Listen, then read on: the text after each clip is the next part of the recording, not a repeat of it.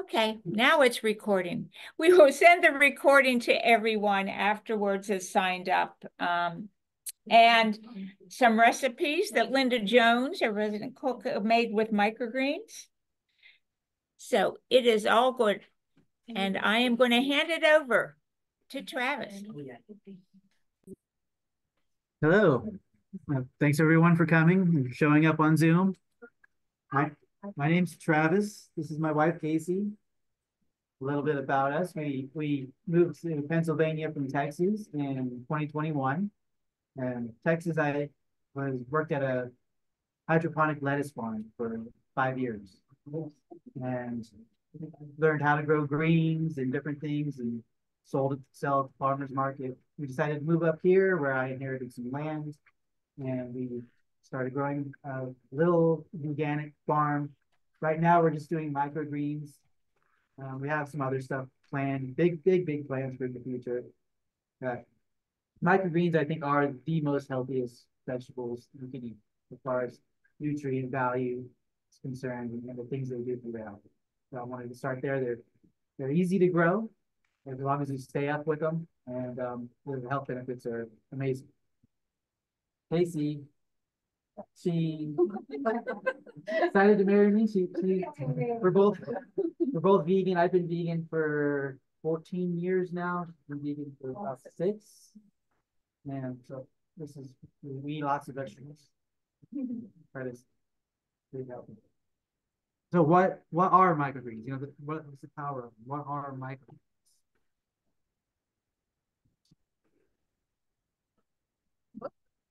What are microgreens? Microgreens are young plants that are harvested before they develop, into larger plants.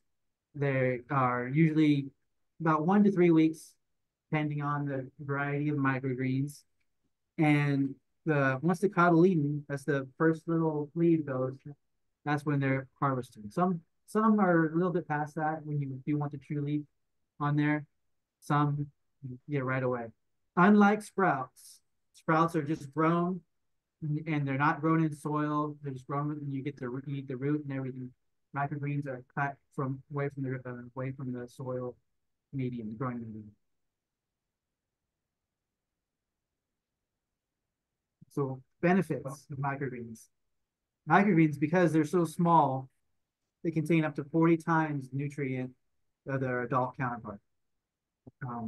Higher amounts of compounds like sulforaphane and chlorophyll, which chlorophyll and sulforaphane are really healthy for you. Sulforaphane is found in cruciferous vegetables like broccoli, kale, red cabbage, arugula, and 1 ounce of broccoli contains the same amount of sulforaphane as 1.5 pounds of raw broccoli. It's a lot. Like you eat a nice pinch of that, that's eating a whole bunch of broccoli. That's one of the main benefits of it. I mean, the sulforaphane is one of the most beneficial compounds in broccoli. We literally just said that at dinner the other night when we were eating your microgreens. Yeah. In our salad, and we had broccoli on our plate, and we're like, we literally pick one up and the other. This little thing is probably more potent than this full-grown one. Yeah. Well, now we know. So it's been studied to show, they have anti-cancer benefits, anti-inflammatory, it's been shown to have anti-diabetes, liver function and detoxification, so protects against cardiovascular health, and there's lots of antioxidants.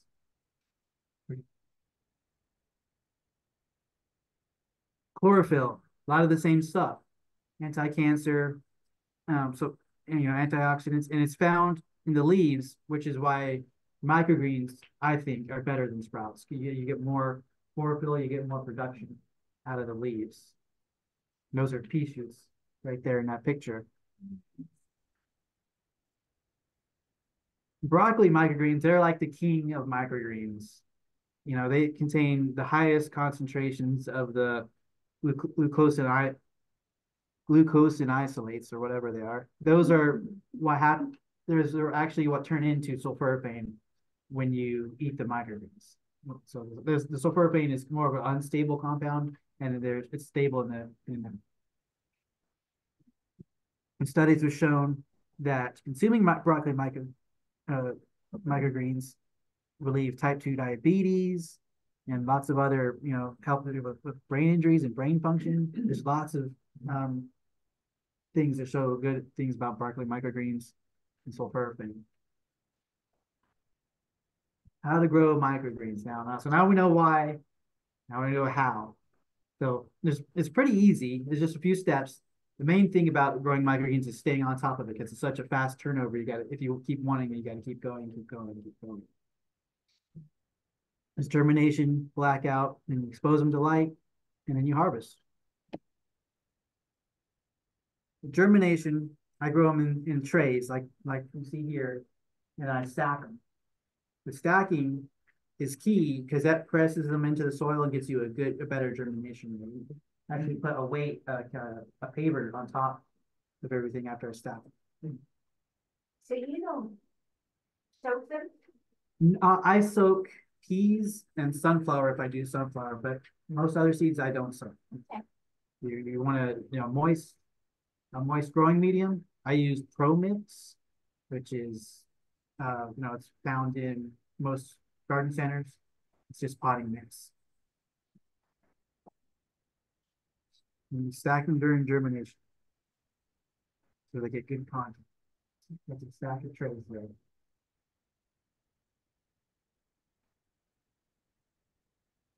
Then after they've germinated, you should take about 3 days, depending on how the temperature you keep it on the different kinds of seeds. You put them in a blackout. So this, you should put them right on top. Put them right on top. And you can use any kind of tray, as long you want a two tray system where the top tray has holes, and that way you can bottom water. You don't want to you water on top in the beginning, and then from then on you water from the bottom. The reason you want to do a blackout, couple of days for blackout, is you want them to stretch. Unlike if you're trying to grow a plant to adulthood, you don't really want it to stretch. You want it to stretch, you'll get better yield, and you get it's easier to cut underneath. Right. Yeah, you get a more you get a nice canopy of greens that way too. They're kind of all going to grow together.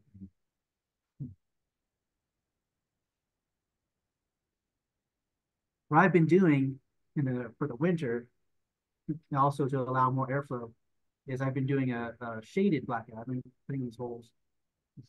The holes that still allows them to stretch, but that allows more airflow. Oh, so those are the trays that the microgreens are in, and the other trays back here, that's what they sit in. So I have trays with holes. I put the soil medium in the ones with the holes, and then put that in this tray. But that wasn't the important. That's what I'm saying. What did you say? That way you can water from the bottom. Oh, water from the bottom. Lifting up the one with holes and water. The grooves will actually hold some water in them, so it'll last a little bit longer.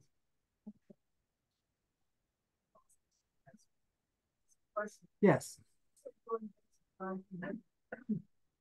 More airflow to circulation. Yeah, it needs a little more airflow. It's just to fight off mold. If you have a moist environment where it's humid and you're putting them in a blackout, if you have a lot of humidity, you'll want a little more airflow. How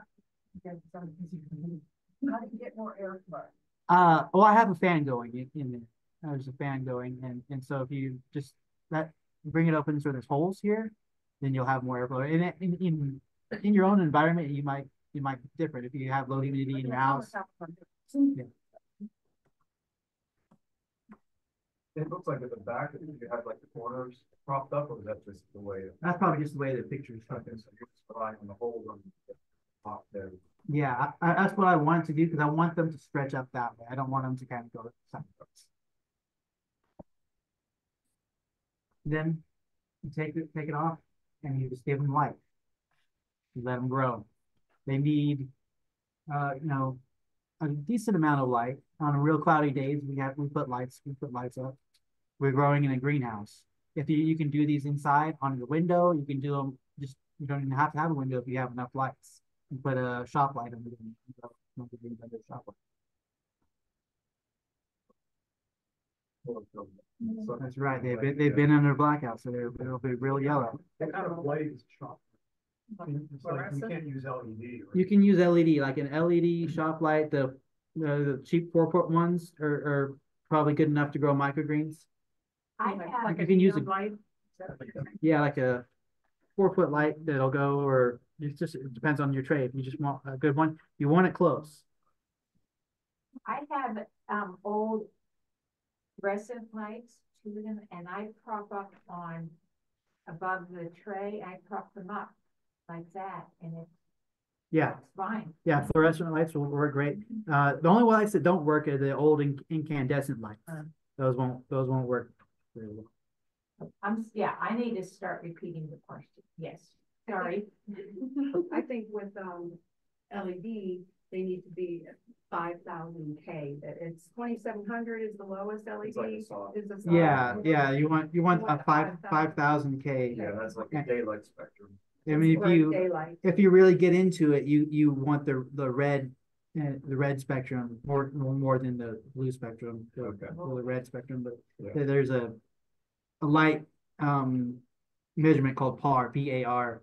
God, what it's like photo something. But if you look at the PAR, it's more. That's the rest of the wavelength that you want. It's when it's more into the red spectrum. You'll see a lot of lights that look like purple, pinkish. Those are the ones if you want to buy a good growing light. Like a grow light. Yeah. Oh. Do they need heat? They need to be about 75 degrees. They'll grow from 60 to 90, but ideally you want about 70 to 75 degrees. Is there a certain humidity level that you have found, or do you measure that, or you just?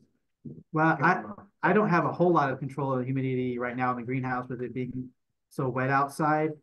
I just pass air over it. But yeah, you want a lower humidity level. The higher the humidity, the more chances are you'll get mold. Right. And that sometimes if it's a real high humidity, they just won't grow because they don't have the ability to suck the water up from the soil. And you see here they are growing. They're starting to get green. There's her What shows. is the whole, so you're talking about what, 10 days, the whole process to 2 weeks? 10 days to 2 weeks. Some varieties like cilantro and some other like beets will take about 3 weeks from beginning to end. It just depends how long they take to germinate and grow through. There's different variations, but generally for broccoli microgreens, yeah, it's about 10 to 14 days. You said 10 to 14 weeks. How much is the light period? How many days is the light period? I would say the light period is about 1 week. You got a week out of the lights and a week under lights. In the harvest, not putting on the harvest. Yeah, or you just after the second week, you want to cut them. You can see you want to cut them either right before they start to get true leaves or right after. You can cut them before that, but then you just won't be getting as much yield as you would.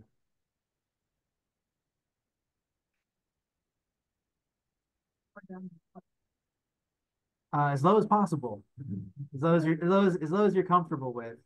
You don't want to get the soil in there. And they do have growing mats that you can buy that are made out of hemp or jute, different fibers that you can grow on the growing mats and get cut right down into.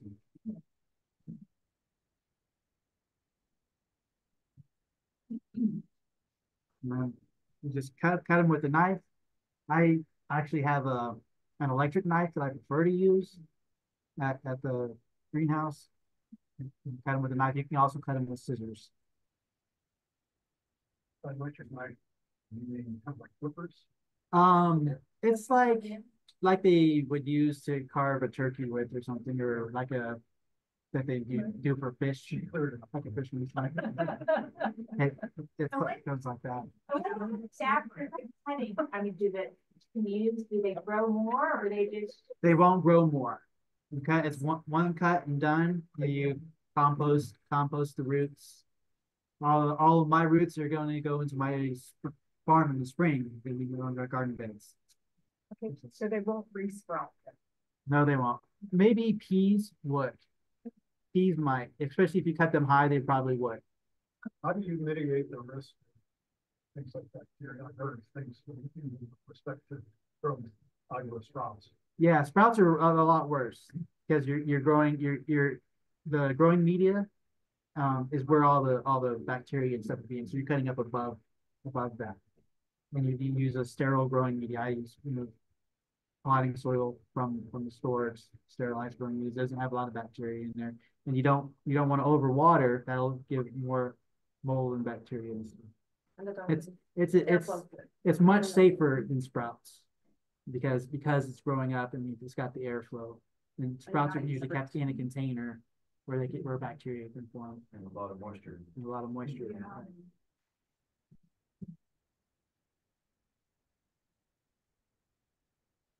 Right. So how would you eat them? How would you guys eat microgreens? A lot of people think salad, sandwiches, smoothies. Right out of the container. Yeah. Really, you can eat them on anything. They're so. We have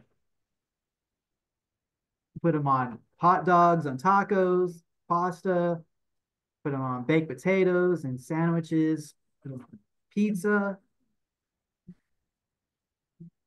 I like them with the ramen soup. Ramen Soup, noodle. yeah, That put it was in great. soup, put it on casserole. The main thing, you can cook them, but the sulforaphane does degrade a little bit if you cook them. Degrade. So the main thing is the studies that are really show the benefits of sulforaphane are from eating raw cruciferous vegetables.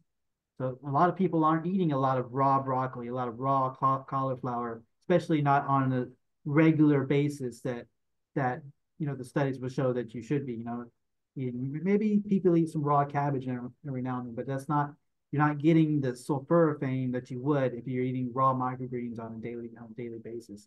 Putting some on your food, whatever you got. It's like your daily vitamins. Yeah, living to eat well. The other thing about sulforaphane is that there's myrosinase, which is an enzyme that needs to combine with another chemical that you mentioned. Yes. And that happens through either chewing or chopping.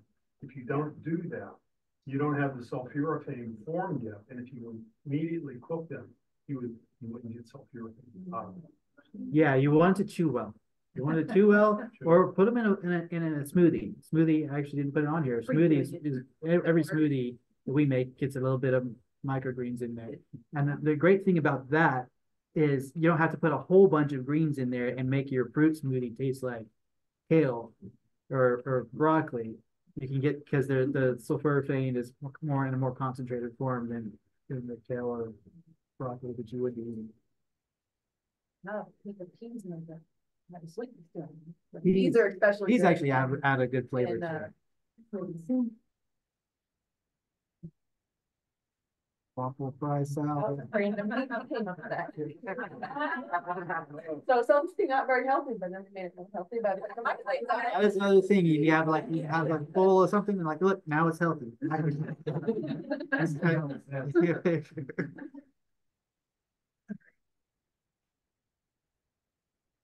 like somebody said, you can just eat them. Cucumbers on We have a super mix that has a arugula in there. Oh my gosh. I think it's zucchini. So how do you brought some microgreens here Yes. for us to buy, but how else could we buy them from you? From me. Okay, we do have a website has our phone number.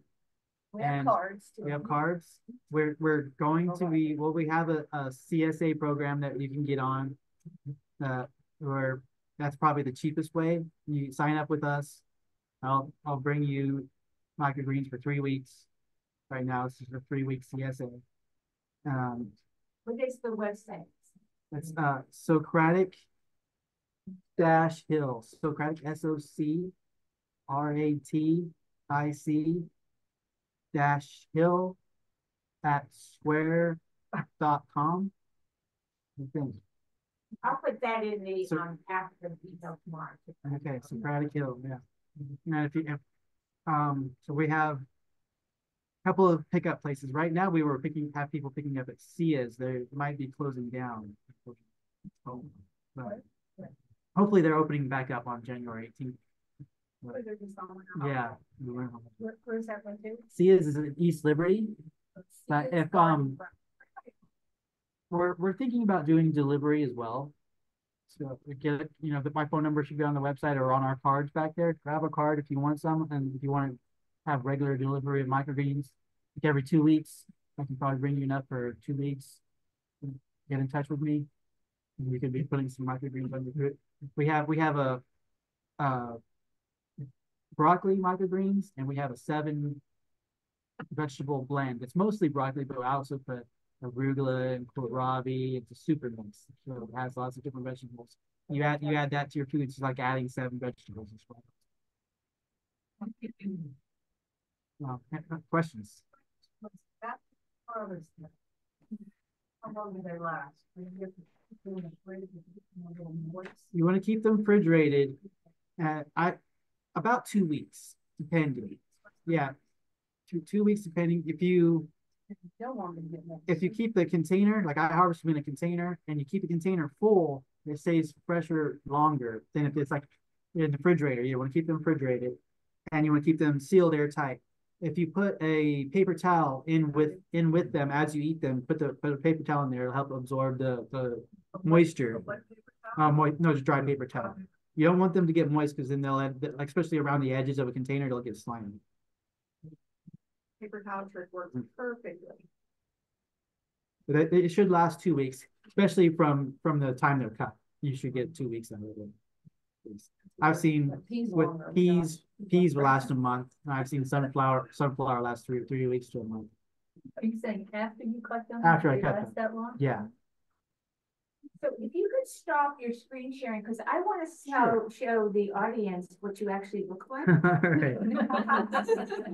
And then I want to show them too because just a little, there's that. Oh, okay. Okay. There's Travis. Wait. It's all I see. Oh. Oh, wait. Okay. Either one right here. They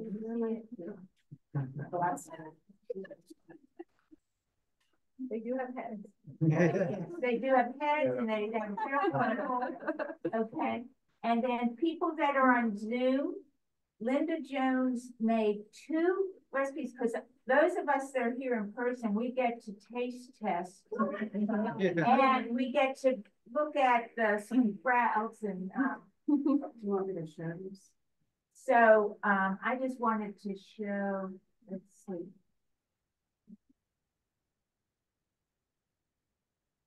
So I've never sprouted Okay. before. I didn't know what I was. Now I want to show what Linda. Oh, we have lots of people. Okay. So Linda, tell everybody what you have. So Where's this was Linda? this was a new venture for me. So I went online to find microgreen recipes, and there were not a lot. I found 1 or 2 in the dessert line. So I found these mighty power balls that are peanut butter, and I had Sally give me the recipe. And there's a combination of broccoli and kale microgreens in that. And then I figured out why there are not a lot of recipes online with microgreens, because you can put them in anything, as you have told us, really. So I pulled out one of my old muffin recipes that's with carrot, apple. I chopped up, I rinsed, patted dry, chopped up the microgreens, and I added about a half a cup to a cup in the batter, and I didn't change anything else in the recipe. So it's very easy. They're very easy to use and consume. Okay. So the first one they're seeing here. This is a power, my power ball. It's called. Power ball. With peanut butter. And it's a no bake. No bake, even better. Just roll and refrigerate. And these are just a simple muffin recipe. These are like little mini muffins. And if you come here, you can get a taste of both of them, but you better hurry. And I'm hungry, and I'm such a foodie because of Sally. I brought my toaster oven so we could warm the muffins. Nobody likes to cook muffins. So we can warm our muffins up. I eat it on this day. So are there any more questions from, wants to taste, okay. Any more questions from the people on Zoom or the people in person here?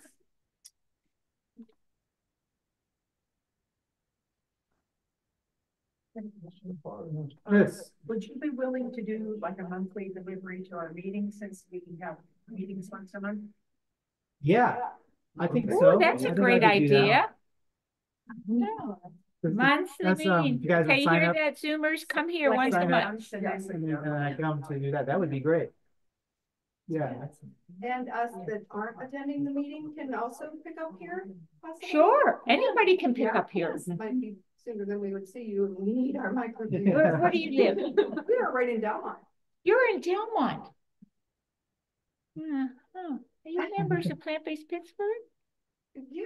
Okay, yeah, okay, Yeah, you probably see me on there. okay, Yeah. yeah. Good. I love it. Okay. Okay, Zoom people, I'm going to sign off so we can, and you'll get an email from me. So please endorse the plant-based treaty. I've already done this. Plant-Based Pittsburgh has endorsed the plant-based treaty. And I will just say, people, just as another one too, we have Plant-Based Pittsburgh is doing a day-long summit, April 20th. At this point, you get breakfast, you get lunch, you get snacks, you get welcome, you get speakers, you get, it's incredible what you're going to get. And it's only $40 right now.